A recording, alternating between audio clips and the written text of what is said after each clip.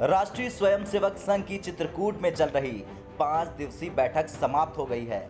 इस बैठक में कई बड़े फैसले लिए गए हैं। आरएसएस उस मास्टर प्लान का खाका तैयार करने में जुटा था जिसके आधार पर बीजेपी और केंद्र सरकार को आगे बढ़ना है।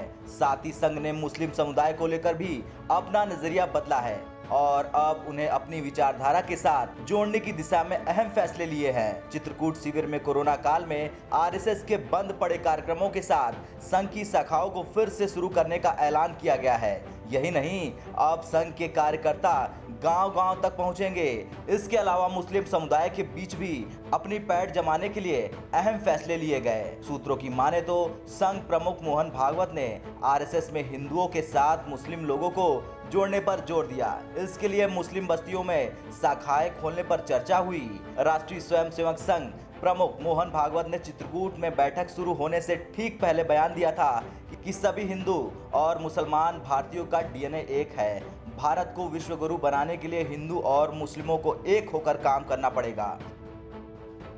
वहीं संघ प्रमुख अब मुस्लिम को साथ जोड़ने और उनके बीच शाखाएं खोलने की दिशा निर्देश से साफ है कि संघ मुसलमानों को अपनी विचारधारा से जोड़ने की तरफ कदम उठा रहा है। हालांकि मुस्लिम राष्ट्रीय मंच नामक संगठन देश के मुसलमानों को संघ के करीब लाने का काम कर रहा है। संघ इस संगठन को आधिकारिक मान्यता नहीं देता, लेकिन इस पर नजर जरूर रखा है। संघ के तत्कालीन प्रमुख के.एस. सुदर्शन की मदद से आरएसएस के प्रचारक इंद्रेश कुमार ने मुस्लिम राष्ट्रीय मंच को स्थापित किया। आरएसएस मुसलमानों को इस संगठन के साथ जोड़कर संघ के बारे में फैली गलतफहमियों को दूर करने का काम कर रहा है। लेकिन अब पहली बार है कि जब संघ सीधे तौर पर मुसलमानों को साथ जोड़ने की दिशा में कदम उठाने जा रहा है। चित्रकूट के प्रचारकों की बैठक में आरएसएस ने मुसलमानों को अपने साथ जोड़ने की दिशा में फैसला लिया है। ऐसे में अगर मुस्लिम समाज के लोग संघ से जुड़ते हैं तो इसके दूरगामी परिणाम बीजेपी के पक्ष में दिखेंगे। मौजूदा दौर में बीजेपी को हिंदू वोटरों का तो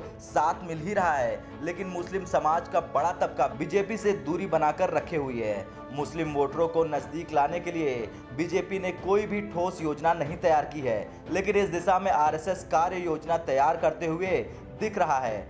12.70 करोड़ परिवारों से भी जुड़ेगा। बता दें, संघ देश के करीब 12.70 करोड़ परिवारों से भी जुड़ेगा जिन्होंने अयोध्या में भव्य राम मंदिर निर्माण में आर्थिक योगदान दिया है। आरएसएस का मानना है जो परिवार या व्यक्ति राम मंदिर निर्माण के लिए 1 रुपया का भी योगदान देता है वो किसी न किसी रूप में हिंदुत्व की विचारधारा से प्रभावित होता है।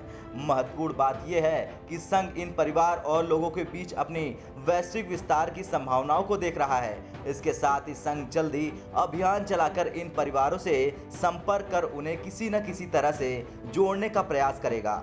आरएसएस के चित्रकूट चिंतन शिविर में संघ ने सोशल मीडिया पर सक्रियता बढ़ाने पर भी जोर दिया। इसके लिए संस्था आईटी सेल की स्थापना करेगी जिसमें आईटी पास आउट युवाओं को मौका मिलेगा। संघ ने पश्चिम बंगाल को 3 भागों में विभाजित करने का निर्णय लिया है। अब से दक्षिण बंगाल का मुख्यालय कोलकाता होगा, मध्य बंगाल का मुख्यालय वर्धमान होगा और उत्तर बंगाल का मुख्यालय सिलीगुड़ी होगा। चिंतन शिविर में जिम्मेदारियों में भी कई बदलाव किए गए हैं। ब्यूरो रिपोर्ट, भारत तक।